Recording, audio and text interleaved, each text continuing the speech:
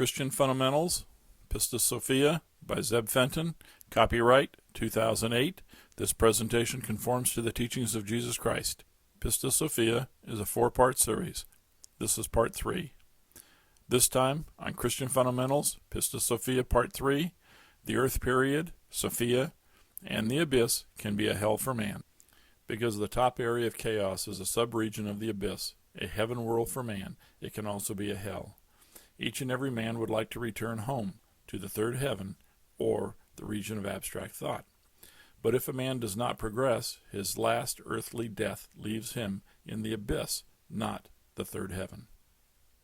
The last death freed him from an earthly life, but not the desire for an earthly life, which he did not want to give up. Therefore, his last death made him a straggler, stuck in the abyss, while the rest of humanity advances into the world of the life spirit.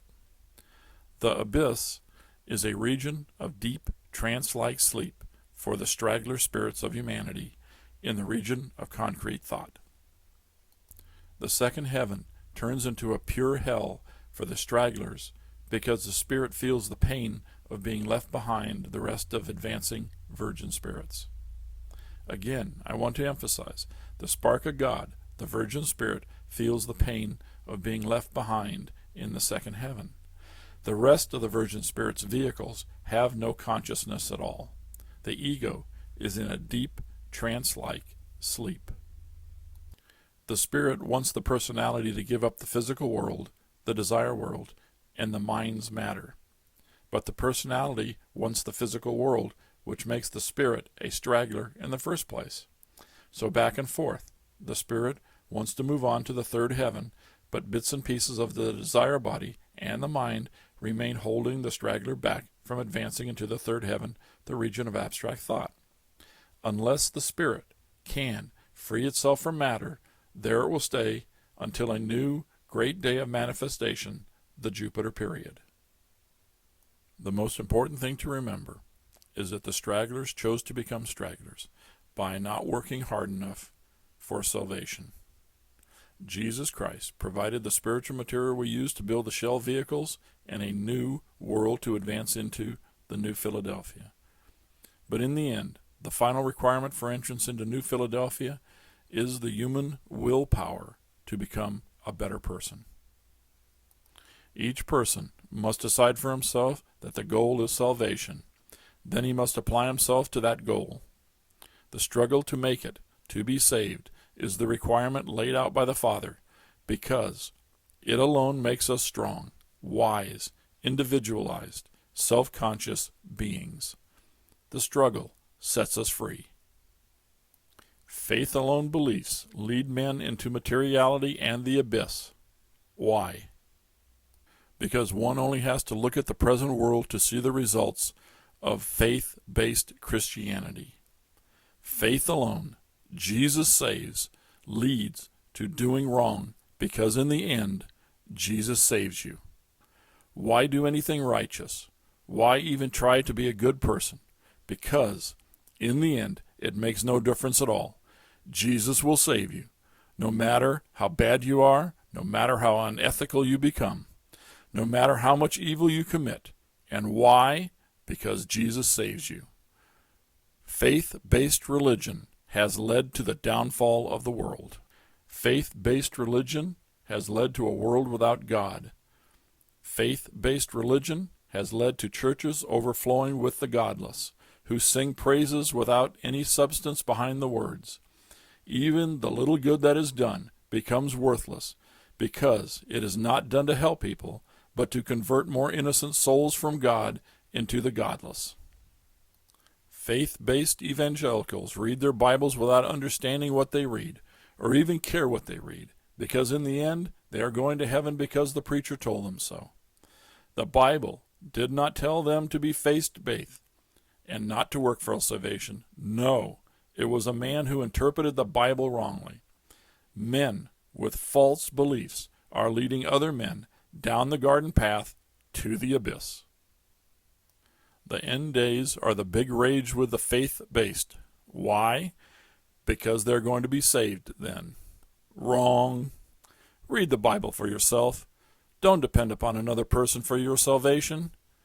Pick up the Bible and read the Revelation 3:16. Read the Revelation chapter 3, verses 7 through 13. The church of Sardis is now. Why? Read Revelation 3, 7 through 13 again. Revelation 3, 7 through 13 is about the church of Philadelphia, the age of brotherly love. Please pay attention to the Revelation 3:12, where Jesus Christ says, "And I will write upon him the name of my God, and the name of the city of my God, which is the new Jerusalem, which cometh down out of heaven from my God, and I will write upon him my new name." New Jerusalem is the new world, salvation. The new age is the future. The past age is the church of Sardis. The church of Sardis is our age. Please read this chapter 3 again. Go to the Revelation 3:4. Thou hast a few names even in Sardis, which have not defiled their garments, and they shall walk with me in white, for they are worthy. Who are the few names? Not the faced baith, because they can do all the wrong they want, because Jesus saves. But read what Jesus Christ says, which have not defiled their garments. Doing wrong is wrong. It is defiling your garment. Unethical behavior is wrong. In 2008, look at the present-time crisis that exists in America. Bank failures, insurance swindles, worthless money by devaluation, inflation, home closures, and wars for oil are all unethical actions by people who have defiled their garments. America, home of the righteous, is a misnomer. America is the home of the faith-based, unethical businessman, ruled by materiality, greed, selfishness, and godlessness. Faith-based religion is a godless materialism in the extreme. One life to live, buy, consume, consume, consume. Nothing is wrong. Nothing is evil. Faith alone saves. Just believe. That is all you need. All the above evil behavior is the result of the deficiency of Sophia. Sophia, or wisdom, is saved by learning to do right. What is humanity learning right now? Now? Maybe not much, but God has as much time as needed to correct the ways of men. I have been stressing the ideas of rebirth and consequences because it is only through repeated lives will mankind learn to be perfect. Salvation is achieved only through hard work. Perfection is achieved only through righteousness performed through life. How many lifetimes will it take? The answer is, as many as needed. When man entered the earth period, he was innocent. But the gods, including the Father and Christ, wanted man to gain strength and wisdom through stressing the soul against evil. So Christ directed that mankind eat from the tree of knowledge of good and evil.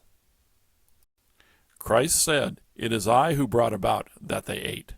Lucifers made man eat the fruit. So who is the head Lucifer? Christ. And who directed Christ to do this action? The Father and his plan are the source of the deficiency or the fall of Adam and Eve. Who is the serpent? Christ, an archangel, is the serpent. Now that you know this fact, please reread the Bible. Does it begin to make more sense to you? Are you beginning to question everything? If the answer is yes, then you are gaining wisdom. Wisdom will make you free, and freedom is salvation. Next time on Christian Fundamentals, Pistis Sophia Part 4, the Earth Period, Yaldabaoth, and the Bible's Genesis.